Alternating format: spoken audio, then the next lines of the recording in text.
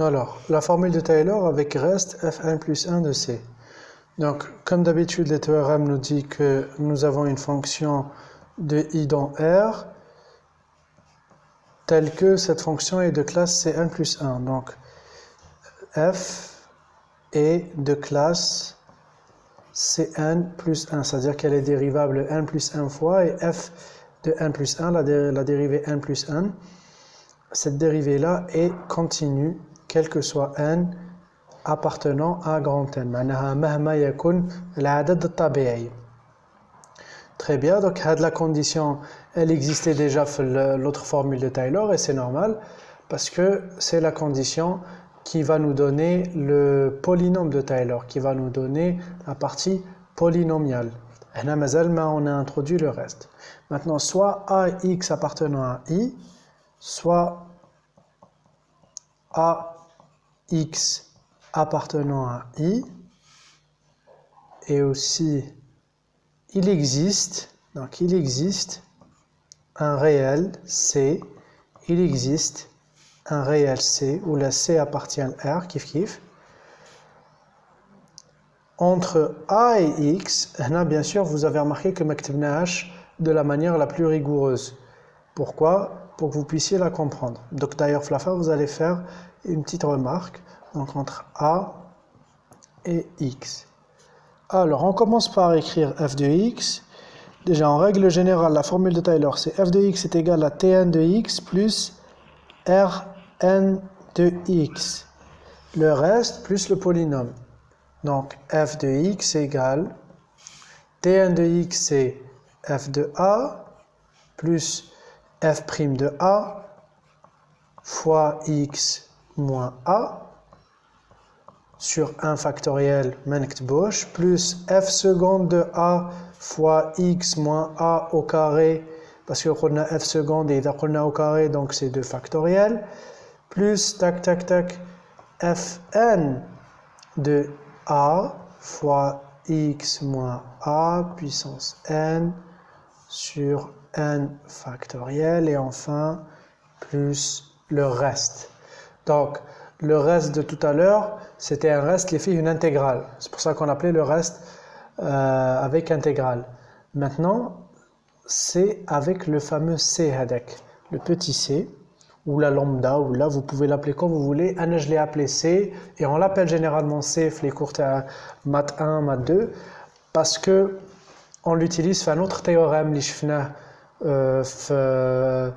n'ai pas donné le nom du théorème, mais en gros je fais un autre théorème, l'istamel déjà, et c'est pour ça qu'on utilise C. Donc fn plus 1 entre parenthèses de C sur n plus 1 factoriel.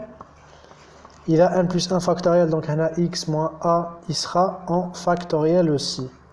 X moins a de n plus 1. Donc, il a n plus 1 factoriel, il a n plus 1 factoriel. Donc, les premières différences, c'est qu'il n'y a pas d'intégrale. Deuxième différence, c'est que on a remplacé le a par c, parce qu'on sait que le c est compris entre a et x, ou c est compris entre x et a.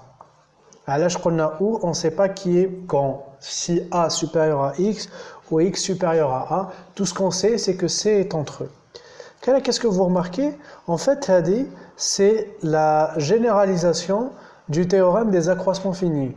Le théorème des accroissements finis, la tangente. Et oui, la tangente, et on écrivait d'une autre manière.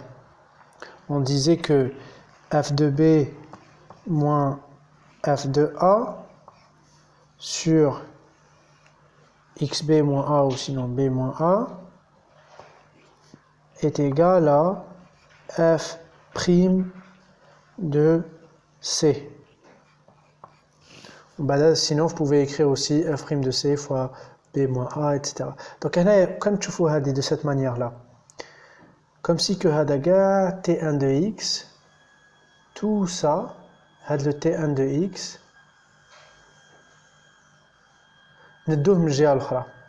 on aura f de x moins hadaga.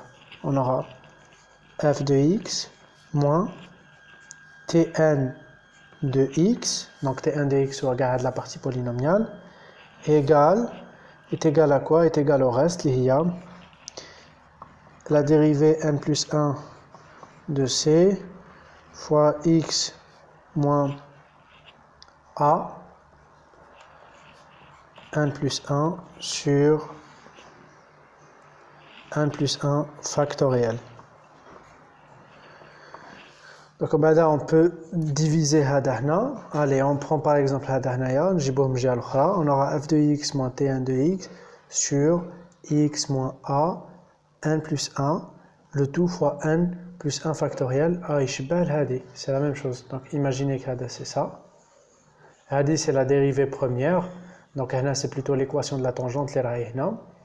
Alors que c'est la dérivée 1 plus 1. Donc c'est f moins avec le polynôme divisé par le ratio. La formule de Taylor avec reste, elle nous sert à trouver un encadrement pour le reste. Donc comme tu vois le reste, on va l'encadrer. Rn de x égale à quoi? Est égal à fn plus 1 de c sur n plus 1 factoriel fois x moins a de n plus 1.